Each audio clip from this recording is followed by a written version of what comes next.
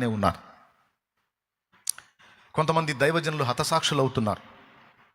సత్యం పక్షంగా గళమిప్పిన వాళ్ళు నోళ్ళు మూతబడిపోతున్నాయి. కొంతమంది చెరసాల పాలవుతున్నారు. కొంతమంది కొట్టబడుతున్నారు. కొంతమంది దూషించబడుతున్నారు. తమ్ముడు స్తోత్రం చెప్పు నాన్న, చెప్పు, గట్టిగా చెప్పు. ఈరోజు అన్య సమాజం పడగలెత్తి బుసలు కొడతా ఉంది క్రైస్తవ సంఘం మీద. మరి ఇప్పుడు మనం చేయాల్సినటువంటి కర్తవ్యం ఏంటి? రైట్, మన సహోదరులు రోడ్ల మీదకి వచ్చి నిరసన తెలుపుతూ ఉన్నారు.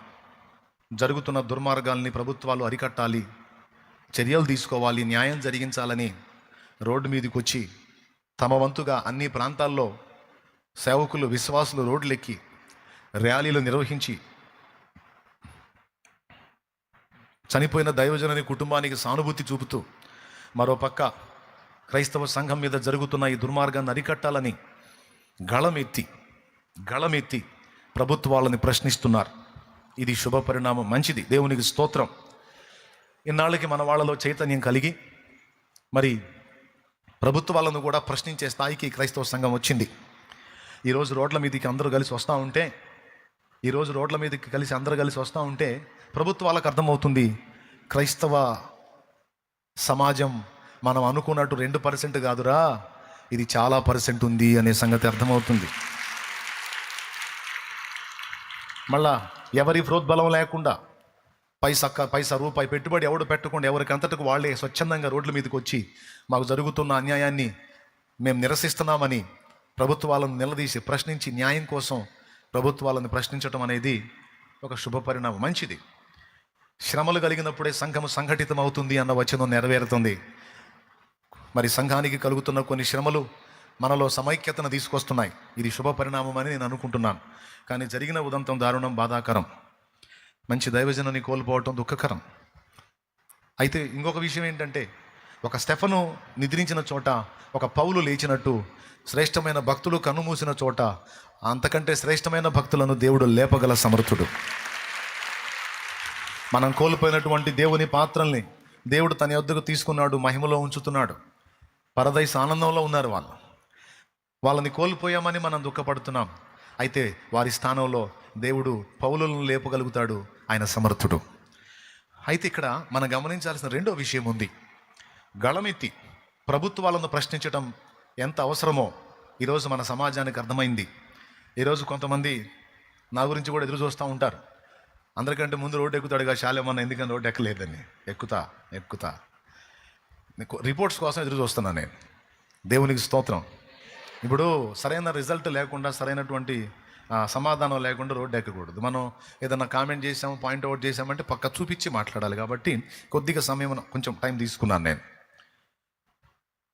నా సహోదరులు కొంతమంది ఇప్పటికే చిలకలూరుపేటలో ర్యాలీ నిర్వహించారు, చక్కగా జరిగించాడు దేవుడు, దేవునికి స్తోత్రం. దేవుని చిత్తం అయితే నేను కూడా దేవుడు నాకు ఇచ్చినటువంటి సంఘాలతో, మెయిన్ బ్రాంచ్తో మొత్తంతో కలిసి నేను రోడ్డు ఎక్కాను అనుకో, చిలకలూరుపేట పట్టణం మొత్తం స్తంభించింది.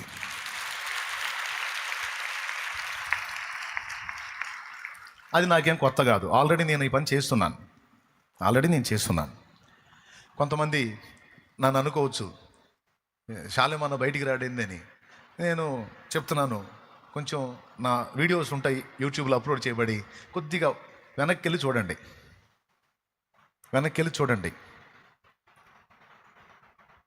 అప్పుడు యూట్యూబ్లో లేవు, హడావుళ్ళు లేవు, ఏమీ లేనప్పుడే గుడ్ ఫ్రైడే రోజు ఆరాధన సగంలో ఆపేసి సంఘం మొత్తాన్ని తీసుకొని రోడ్డు ఎక్కితే ఈ దరి నుంచి ఆ దరికి ఎన్ఆర్టీ సెంటర్ దాకా ఈ గుంపే ఉన్నారు, మన గుంపే ఉన్నారు. ఏది అప్పుడు సంఘాన్ని, ఇప్పుడు సంఘం తీసుకొని రోడ్డు ఎక్కే మనకి అదే చెబుతుంది. ఈ దరి నుంచి గడియార ఇక్కడికి మొదలు పెడితే గడియార ఆ చుట్టూ సౌత్రా సెంటర్ మొత్తం ఉంటుంది. సేవకులు సంఘాలతో సహా వచ్చి దిగుతారు మనం ర్యాలీ చేద్దామంటే. అయితే ఈసారి నేను ఇంకొక పని కూడా ఆలోచన చేస్తూ ఉన్నాను. ఈ దుర్మార్గాలు ఇలానే కొనసాగితే వేరే ఆలోచనలు కూడా నాకున్నాయి. ఈసారి ఒట్టి ర్యాలీలు కాదు, అవసరమైతే నిరాహార దీక్షలకు పూనుకుంటాం, టెంట్ వేసుకొని కూర్చుంటాం. న్యాయం జరగాలి, ఆ పని కూడా పూనుకుంటాం. మరి ప్రభుత్వాల దృష్టికి పోయి అవి సీరియస్గా తీసుకొని మరి క్రైస్తవ్యాన్ని దూషిస్తూ, యేసు ప్రభుని నానా మాటలంటూ, మరియమ్మ తల్లిని దూషిస్తూ మరి భయంకరంగా విచ్చలవిడిగా వాళ్ళకి ఇష్టం వచ్చినట్టు మాట్లాడుతూ ఉన్నారు. మరి వాళ్ళనే అదుపు చేయలేదు, వాళ్ళనేం కట్టడి చేయలేదు, వాళ్ళ నోళ్ళనేం బంధించలేదు. మరి అన్యాయం జరుగుతుందని అన్యాయాన్ని ప్రశ్నించిన వాళ్ళని జైళ్ళకు పంపుతున్నారు. వాస్తవాన్ని వాస్తవంగా మాట్లాడినందుకు చంపుతున్నారు. ఇవేమో మరి వీటికి తగిన న్యాయం జరగట్లేదు. ఆల్రెడీ దుర్మార్గం చేస్తున్న వాళ్ళనేమో పట్టించుకోవట్లేదు. స్పష్టంగా కనపడుతుంది. కాబట్టి ఒక పూట ర్యాలీ చేసి చేతులు దులుపుకోవటం అన్నది కాకుండా అవసరమైతే నిరాహార దీక్షలు కూడా పూనుకొని మరి ఆ విధంగా కూడా చర్యలు తీసుకోవాలనేది మేము ఆలోచన చేస్తూ ఉన్నాం. ఆ పైన దేవుని చిత్తం. ఒకవేళ పోలీసు వారు స్పందించి న్యాయమైన విచారణ జరిపించి జరిగిన దానిలో వాస్తవాలు తేల్చి న్యాయం జరిగిస్తే దేవునికి స్తోత్రం. జరిగించకపోతే ర్యాలీ చేస్తాం, అవసరమైతే టెంట్లు వేసుకొని నిరాహార దీక్ష కూడా చేపడతాం. ఓకే, నేనే ఒట్టిగా లేను, ఎవరు ఎట్టబోతే నాకెందుకని కూర్చునే రకం నేను కాదు. సమాజానికి ఇవ్వాల్సిన సంకేతం సమాజానికి, ప్రభుత్వాలకి ఇవ్వాల్సిన సంకేతం ప్రభుత్వాలకి ఇవ్వటానికి మేము సిద్ధం. అయితే ఎందుకు సంయమనం పాటిస్తున్నామంటే రిజల్ట్ కోసం, ఆ రిపోర్ట్ కోసం మేము ఆగున్నాం. సో అది కాలయాపన జరుగుతుంది, చూద్దాం. ఈ రెండింటికంటే ముఖ్యంగా అసలు పాయింట్కి వస్తున్నా, జాగ్రత్తగా వినండి. ఇవి అవసరమే. ఇవి చేసి రోడ్డు మీదకి వచ్చి ప్రశ్నించిన వారిని నేను ప్రోత్సహిస్తున్నా, సంతోషిస్తున్నా, దేవుని మయంపరుస్తున్నా. ఎందుకంటే ప్రశ్నించడం తప్పు కాదు. పౌలు కూడా ప్రశ్నించాడు, యేసయ్య కూడా ప్రశ్నించాడు. ఇన్ని కార్యములను చేసి తిని ఏ కార్యం నిమిత్తము నన్ను రాళ్లతో కొడుతున్నారు అని అడిగాడు.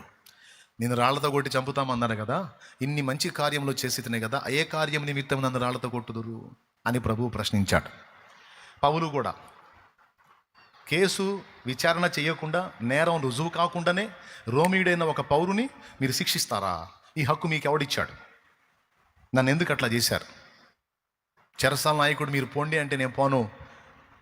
నువ్వు రక్షణ పొందావు, నువ్వు బాప్తీసం పొందావు, నువ్వు సర్దుకో. మమ్మల్ని ఇక్కడికి తీసుకొచ్చి బంధించి కొట్టిన వాళ్ళ సంగతి మేము తెలుసుకోవాలి అన్నాడు పౌలు. ప్రశ్నించటం తప్పు కాదు. ఓకే. 2, సమాజానికి తెలియాలి జరుగుతున్న దుర్మార్గం, ప్రభుత్వానికి కూడా తెలియాలి.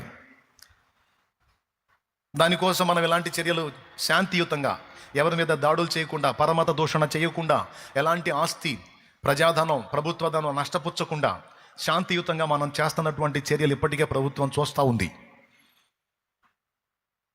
ఇదే వేరే మతాలకు చెందిన వాళ్ళకి ఎలాంటి దుర్మార్గం జరుగుంటే అది ఎంత భయంకరంగా అయిపోయేదో మీకు తెలుసు.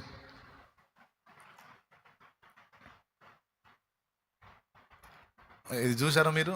మనం చేసిన ర్యాలీ అది.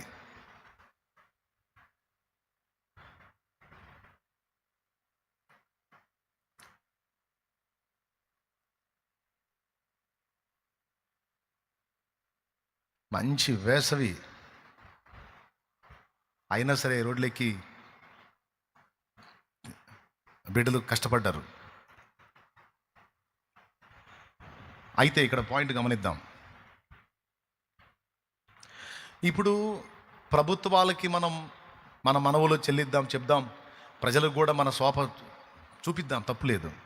కానీ సమాజంలో ప్రజలకు కనికరం రావాలన్నా, ప్రభుత్వాలు మన విషయంలో జోక్యం చేసుకోవాలన్నా, వాళ్లకు మొర్ర పెట్టుట మాత్రమే గాక మనం చేయాల్సిన మరొక పని ఉంది.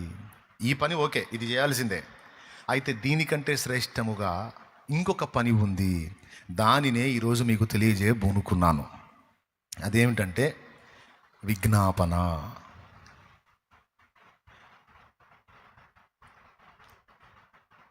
చూడండి ఆ జన సందోహం చూడండి. కొన్ని సంవత్సరాల క్రితమే అప్పుడే అంతమంది దిగారు రంగంలో కంటే ఇంక ఇప్పుడు పిలిస్తే భయంకరంగా ఉంటుంది. అందుకే రోడ్లు బజార్లు పట్టమని చెప్తుంది. నేను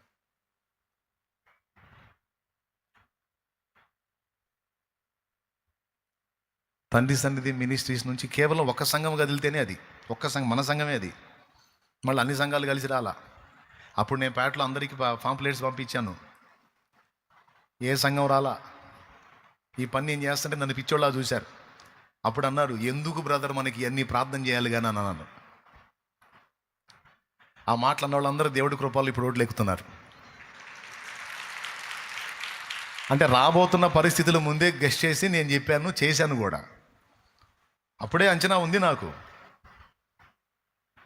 అప్పుడు నన్ను తప్పుపట్టి నా మీద 2 వారాలు ప్రసంగాలు జరిగినాయి. సంఘాల్లో 2 వారాలు ప్రసంగాలు జరిగినాయి.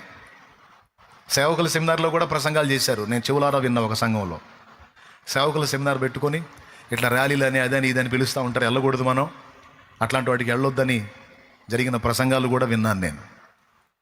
సరే, ఎవడొచ్చినా రాకపోయినా జరుగుతున్నటువంటి దుర్మార్గాలను బట్టి నేనైతే నాకు దేవుడిచ్చిన కృపలో నేను చేయాలనుకున్నది చేయకుండా నేను మానుకోను. సరే, పర్యావసానాలు ఏవొచ్చినా నేను అనుభవించడానికి సిద్ధంగా ఉన్నానని ఫిక్స్ అయి రోడ్డు ఎక్కా.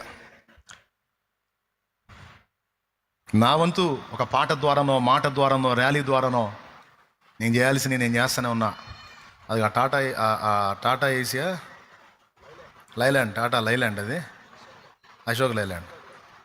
అక్కడ కూర్చున్నాడు చూడు, ఒకడు మాట్లాడుతున్నాడు, వాడే వీడు. దేవునికి స్తోత్రం కలుగును గాక. హల్లెలూయా. 2008లో ఇంత సంఘము లేదు, ఇంత పరిచర్య లేదు. నేను పిలిస్తే రోడ్డు ఎక్కుతారా ఎక్కరా అని బాధ. 2008లో ఒరిస్సాలో క్రైస్తవుల మీద దాడి జరిగింది. దాదాపు 51 మంది క్రైస్తవుల్ని దారుణంగా చంపారు. ఆర్సిఎం నన్స్ని, రోమన్ కథోలిక్ మిషన్ నన్స్ని పాడు చేసి చంపారు. ఏడుపు వచ్చింది. సమర్పణ చేసుకున్న స్త్రీలు వాళ్ళని పాడు చేసి చంపారు, ఇళ్లలోనే తగలబెట్టేశారు. ఎందుకు? నక్సల్స్ ఒక స్వామీజీని చంపినందుకు ప్రతీకారంగా ఇది క్రైస్తవులు చేయించారని క్రైస్తవుల్ని అతి దారుణంగా కొట్టి చంపారన్నమాట. 51 మందికి పైచిలుకు. అందులో సేవకులు ఉన్నారు, విశ్వాసులు ఉన్నారు. నెట్లో చెక్ చేస్తే ఇప్పటికి కూడా ఆ వీడియోస్ కొన్ని ఉన్నాయి. 2008లో అప్పుడు ఏం చేయాలి? చిన్న సంఘం, కొద్ది పరిచర్య. ఏం చేయాలా? ఎవరిని పిలిచినా ఎవరు స్పందించాలా. ఒక పాటతో నా నిరసన జరుపుకున్న, ఒక పాటతో. తెలుసా మీకు ఆ పాట? యేసయ్యా నీ ప్రేమకు అంతము లేదు, ఈ లోకపు అజ్ఞానులకది అర్థం కాదు. యేసయ్యా నీ ప్రేమకు అంతము లేదు, ఈ లోకపు అజ్ఞానులకది అర్థం కాదు. ప్రేమ చూపిన నిన్ను దూషించేరు, ప్రాణమిచ్చిన నీపై పగబూనేరు. ప్రేమ చూపిన నిన్ను ద్వేషించేరు, ప్రాణమిచ్చిన నీపై పగబూనేరు. అయ్యో ఈ మనుషులెంత పశుప్రాయులు, నీ ప్రేమ విలువ తెలుసుకోని జ్ఞానశూన్యులు.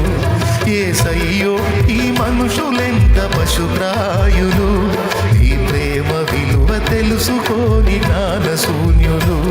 నీ ప్రేమ విలువ తెలుసుకోని జ్ఞానశూన్యులు. యేసయ్యా నీ ప్రేమకు అంతము లేదు, ఈ లోకపు అజ్ఞానులకది అర్థం కాదు. ఏం చేద్దాం, నా బాధ నా పాటలో వెళ్ళబోసుకున్నా.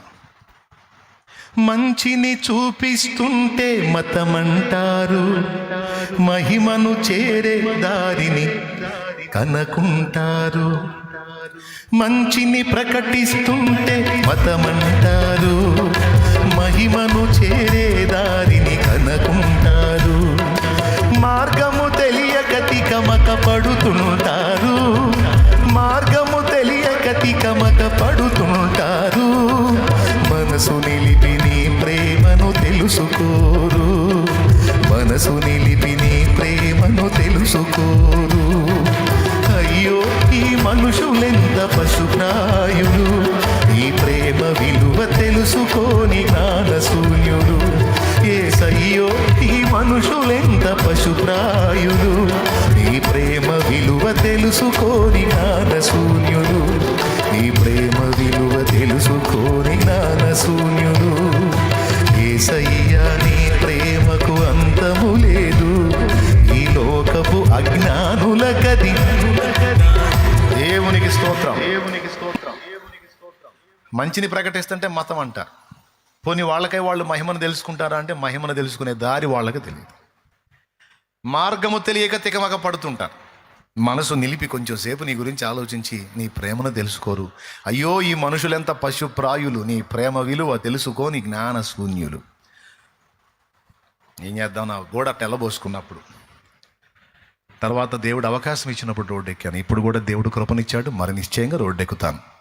అంతేకాదు, అవసరమైతే టెంట్ వేసుకొని కూర్చుంటా కూడా.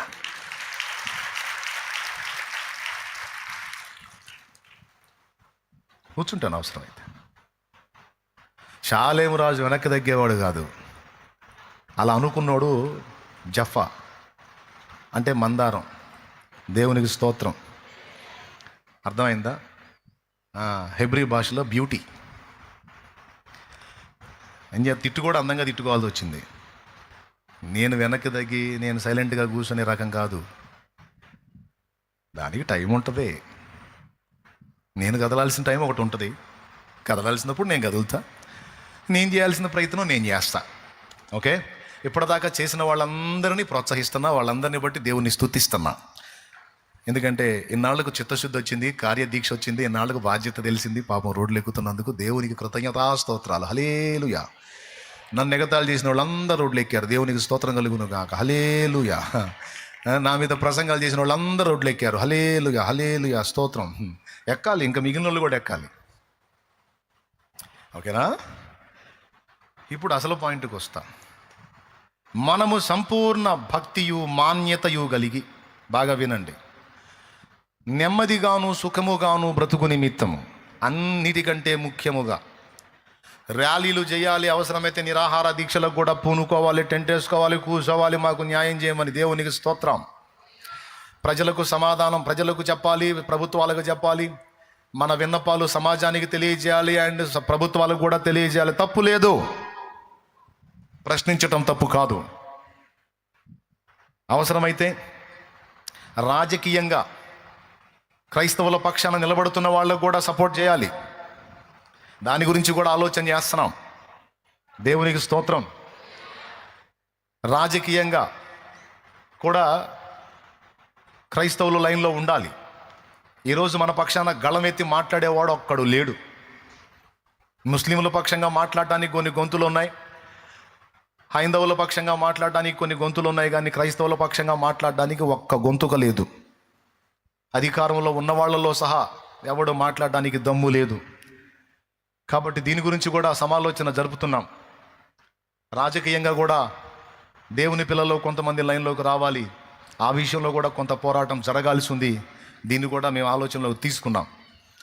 అయితే ఈ మూడు కొంచెం పక్క నుంచి అసలు సంగతి ఇంకొకటి కూడా మనం ధ్యానిద్దాం ఈరోజు. అదే నీతిమంతుని విజ్ఞాపన. ఏంటిది? నీతిమంతుని విజ్ఞాపన. మనము సంపూర్ణ భక్తియు మాన్యతయు కలిగి, ఎక్కడుంది? తిమోతికి రాసిన మొదటి పత్రిక 2వ అధ్యాయం 1వ వచనం. ఒక్కసారి బైబిల్ తిప్పేయి, తొందరగా తిప్పేయి, 2 ముక్కలు చెప్పేసి ప్రార్థన చేసేస్తాయిగా. మనము సంపూర్ణ భక్తియు మాన్యతయు కలిగి నెమ్మదిగాను సుఖముగాను బ్రతుకు నిమిత్తము అన్నిటికంటే ముఖ్యముగా మనుషులందరి కొరకును. సంపూర్ణ భక్తి అంటే భక్తి సంపూర్ణంగా చేసుకోవడానికి అనుకూలమైన పరిస్థితులు అని రాసుకో. సంపూర్ణ భక్తి అంటే అర్థం ఏమిటంటే, మనం భక్తి చేసుకునేటువంటి విషయాల్లో మందిరం కట్టుకున్నా, ఆల్ నైట్ ప్రేయర్ చేసుకున్నా, ఆరాధన చేసుకున్నా, మనకి ఏ విధమైన అడ్డంకులు లేకుండా స్వేచ్ఛ కావాలి. కానీ కొన్ని చోట్ల ఏం జరుగుతుంది? మందిరాలను అడ్డగిస్తున్నారు, మందిరాలని కూలుస్తున్నారు, ఆరాధనలు నిలిపేస్తున్నారు, బయట సౌండ్ సిస్టాన్ని బ్రేక్ చేస్తున్నారు. మళ్ళీ వాళ్ళు ఎన్నన్నా పెట్టవచ్చు, వాళ్ళు వారాలు నెలలు పెట్టవచ్చు, ఎవడు మాట్లాడడానికి లేదు.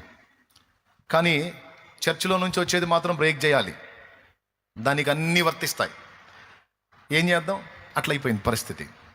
వాళ్ళు ఎన్ని చేసినా ఎవ్వడూ మాట్లాడడానికి వీల్లేదు.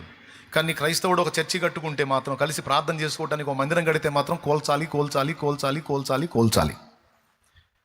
అంటే మనం భక్తి సంపూర్ణంగా చేసుకోవడానికి అనువైన పరిస్థితులు ఇప్పుడు లేవు.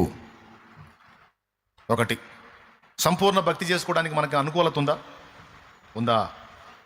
అలా చేసుకోవాలంటే ఇంక వేరే మార్గంలో అడవిలో పోవాలి. మనం అడవిలో పోయినా వాళ్ళు ఊరుకోరు, ఫారెస్ట్ వాళ్ళు ఊరుకోరు.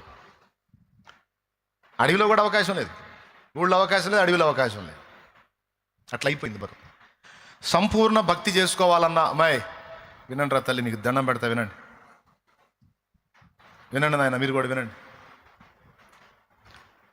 సంపూర్ణ భక్తి అంటే అసంపూర్ణ భక్తి కూడా ఉంది. సంపూర్ణ భక్తి జరగట్లా, సంపూర్ణంగా మనం భక్తి చేసుకోవాలి. ఏ బెదురు, భయము, అదురు లేకుండా, ఒత్తిడి లేకుండా, ప్రెజర్ లేకుండా ప్రశాంతంగా మనం భక్తి అంతా సంపూర్ణంగా చేసుకోవాలంటే ఒకటి సంపూర్ణ భక్తియు, రెండవది మాన్యత అంటే గౌరవనీయత. సంపూర్ణ భక్తియు మాన్యతయు కలిగి. ఇప్పుడు రోడ్డు మీద ఎవరు ఎన్ని రకాల ఊరేగింపులు చేసుకొని పోతున్నా క్రైస్తవులు అడగరు. ఎందుకు? గౌరవిస్తారు వాళ్ళని.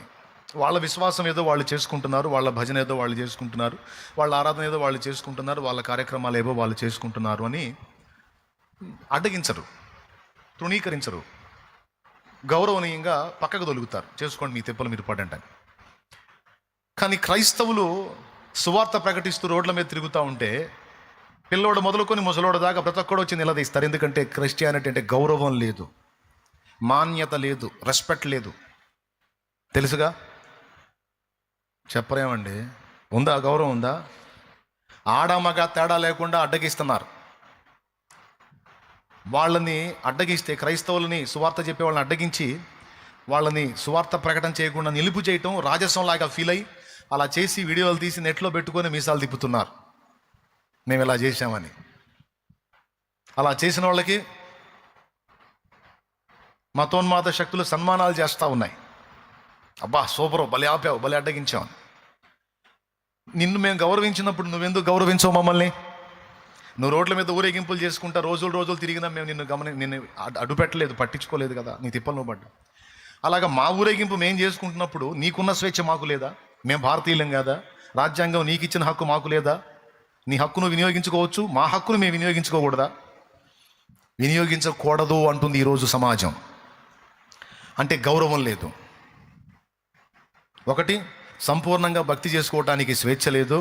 రెండవది, క్రైస్తవ్యం అంటే గౌరవం లేదు. మూడవది, నెమ్మది లేదు. నాలుగవది, మనుషులకు కల్పించేటువంటి శోధనల వల్ల సుఖము లేదు. ఈ నాలుగు మనకు రావాలి అంటే దేవుడు మన పక్షమున కదలాలి. అర్థమైందా?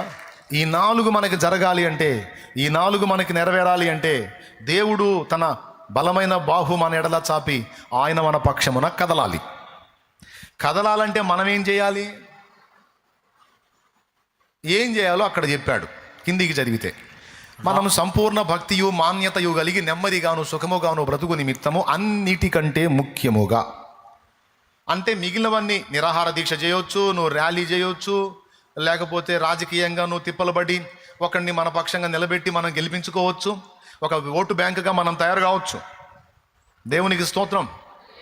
పెద్దగా చెప్పండి, ఇంకోసారి చెప్పండి. ఒక ఓటు బ్యాంకుగా తయారు కావచ్చు. కనీసం ఇంతకుముందు నిర్లక్ష్యంగా ఉన్నారు, ఇప్పుడు జరుగుతున్న పరిణామాలు చూసైనా మీరు జాగ్రత్త పడకపోతే ఎట్లా? ఒరిజినల్ క్రిస్టియన్ అనేవాడల్లా కూడా, నిజమైన క్రైస్తవుడు అనేవాడల్లా కూడా సంఘటితం కావాలి, సమైక్యం కావాలి, ఏక మనస్సులోకి, ఏక భావంలోనికి, ఏక తాత్పర్యంలోనికి రావాలి. అవసరమైతే మనందరం కలిసి ఒక ఓటు బ్యాంకుగా మారాలి. అప్పుడు ప్రభుత్వాలు దిగొస్తాయి, ప్రభుత్వాలు అప్పుడు విలువనిస్తాయి, అప్పుడు మనకి మాటకు లోబడతాయి.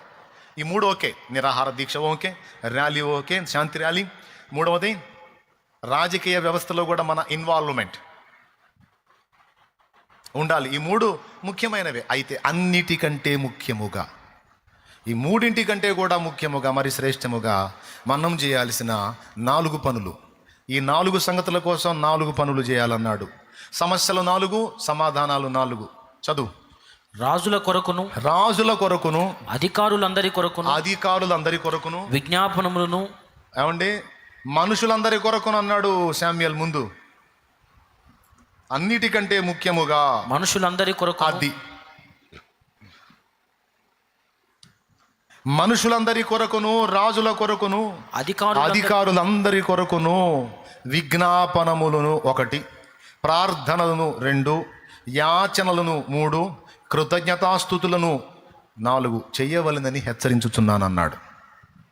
పైన చెప్పినవన్నీ సమస్యలు 4: సంపూర్ణ భక్తి, మాన్యత, నెమ్మది, సుఖము. అవి 4. కింద చెప్పినటువంటి సమాధానాలని 4: విజ్ఞాపన, ప్రార్థన, యాచన, కృతజ్ఞతాస్తుతి. ఎవరెవరి కోసం? మనుషులందరి కొరకు, రాజుల కొరకు, అధికారులందరి కొరకు. ఇవి మనము చేయాలి అనేది దేవుడు సూచిస్తున్నటువంటి పాఠం, దేవుడు చూపిస్తున్న మార్గం. ఎంతమందికి అర్థమైంది? ఇలాగున మన ప్రార్థన, విజ్ఞాపన, యాచన, కృతజ్ఞతాస్తుతులు మనం దేవునికి చెల్లించినప్పుడు దేవుడు తన బాహువు చాపుతాడు. దేవుడు తన బాహువు చాపినప్పుడు అధికారులలో మార్పు కలుగుతుంది, రాజులలో మార్పు కలుగుతుంది, సమాజంలో ఉన్న మనుషులలో కూడా మార్పు కలుగుతుందండి. ఎందుకంటే అపోస్తలుల కార్యము 2వ అధ్యాయం మీరు చూడగలిగితే, అపోస్తలుల కార్యము 2వ అధ్యాయం మీరు చూడగలిగితే 42వ వచనం నుంచి కిందికి త్వరగా. వీరు అపోస్తుల బోధయందును, సహవాసమందును, రొట్టె విరుచుట యందును, ప్రార్థన చేటు యందును ఎడతెగక ఉండిరి. అప్పుడు ప్రతి వానికిని భయము కలిగెను. మరియు అనేక మహత్కార్యములను, సూచక క్రియలను అపోస్తుల ద్వారా జరిగెను. విశ్వసించిన వారందరూ ఏకముగా కూడి తమ కొరకు కలిగినదంతయు సమిష్టిగా ఉంచుకొనిరి. ఇదియుగాక వారు తమ చరస్థిరాస్తులను అమ్మి అందరికిని వారి వారి అక్కర కొలది పంచిపెట్టిరి. మరియు వారు ఏక మనస్కులై ప్రతి దినము దేవాలయంలో తప్పక కూడుకుని. అదిగదిగా అక్కడున్న మాట చూడాలి మీరు. మరియు వారు ఏక మనస్కులై అన్నాడు. ఒక్కటే మనసు గలవారై, ఏక మనస్కులై ప్రతి దినము దేవాలయములో తప్పక కూడుకొనుచు, ఇంటింటా రొట్టె విరుచుచు, దేవుని స్తుతించుచు, ప్రజలందరి వలన దయ పొందిన వారై ఆనందముతోను నిష్కపటమైన హృదయముతోను ఆహారము పుచ్చుకొనుచుండిరి. మరియు ప్రభు రక్షణ పొందుచున్న వారిని అనుదినము వారితో చేర్చుచుండే. గమనించాలి బిడ్డలారా, ప్రజలందరి వలన దయ పొందిన వారై. ఏమండి, ప్రజలకు దయ ఎలా కలిగిద్ది? ప్రజలకు దయ ఎలా కలిగిద్ది నేను చెప్పనా? దేవుడు పుట్టిస్తే తప్ప వాళ్ళకి దయ కలగదు మన మీద, పక్క. దేవుడే ప్రజలకు మన ఎడల దయ పుట్టించాలి. ఈరోజు జరుగుతున్న దుర్మార్గాలను చూసి కొంతమంది హిందూ సోదరులే, హైందవ సోదరులే నిష్పక్షపాతంగా రోడ్డు మీదకి వచ్చి ప్రశ్నిస్తున్నారు. ఏమిటి మీ దుర్మార్గం? ఏమిటి ఉన్మాదం? ఎందుకు క్రైస్తవులను ఇలా హింసిస్తున్నారు? మనకున్న స్వేచ్ఛ వాళ్ళకి లేదా? వాళ్ళు భారతీయులు కాదా? వాళ్ళ ఎడల ఎందుకు ఇంత దుర్మార్గంగా వ్యవహరిస్తున్నారని ఈరోజు హైందవులే ముందుకొచ్చి, పురుషులలోనూ స్త్రీలలోనూ కూడా అనేక మంది వచ్చి అనేక మందిని ప్రశ్నిస్తూ ఉన్నారు. ఇది శుభ పరిణామం. దేవునికి స్తోత్రం కలుగును గాక. హల్లెలూయా. బాగా వినండి. వాళ్ళు అడుగుతున్నారు, కడుపు రగిలిపోతుంది. ఎందుకు? వాళ్ళకి దయ కలుగుతుంది. అరే దుర్మార్గం చేస్తున్నారు, కళ్ళారా అర్థమవుతుంది. మన ఊరేగింపుల్ని క్రైస్తవులు అడ్డుకోవట్లేదు, కానీ వాళ్ళ ప్రభువుని గురించి చెప్పుకుంటుంటే మన వాళ్ళు అడ్డుకుంటున్నారు. ఇది ఒక దుర్మార్గం, ఇది అన్యాయం కదా.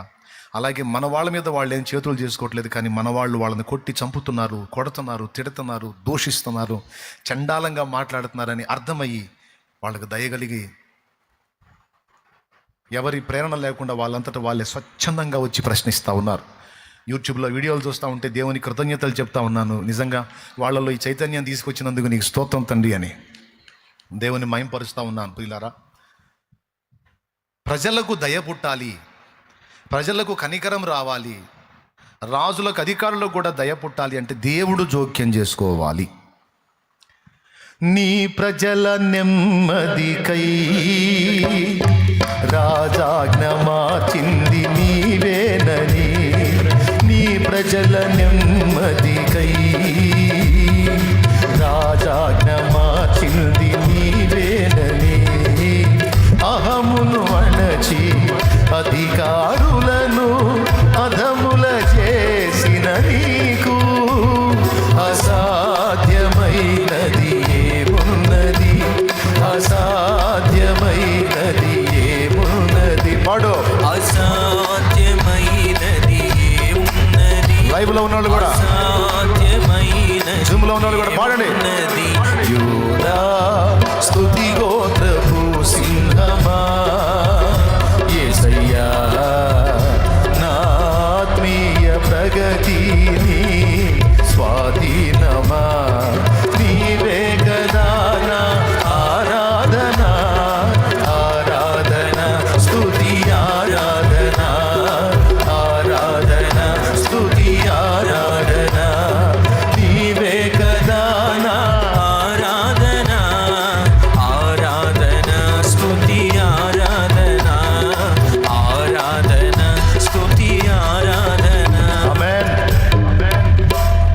రాజుల యొక్క శాసనాలను రద్దు చేసిన చరిత్ర బైబిల్లో అనేక చోట్ల రాస్తుంది. రాజులను శాసించాడు, అధికారులను శాసించాడు, మనుషుల హృదయాలు ప్రజల వైపు తిప్పాడు. ఐగుప్తీయుల హృదయాలు ఇశ్రాయేలు వైపు తిప్పి వారి వెండి బంగారులు ఇశ్రాయేలుకి ఇచ్చేటట్టు చేశాడు. బబులోనులో ఎస్తేరు టైములో రాజు మనస్సు యూదుల వైపు తిప్పి శత్రువులు వాళ్ళకి హాని చేయకుండా దేవుడు వాళ్ళని కాపాడిన చరిత్ర ఉంది.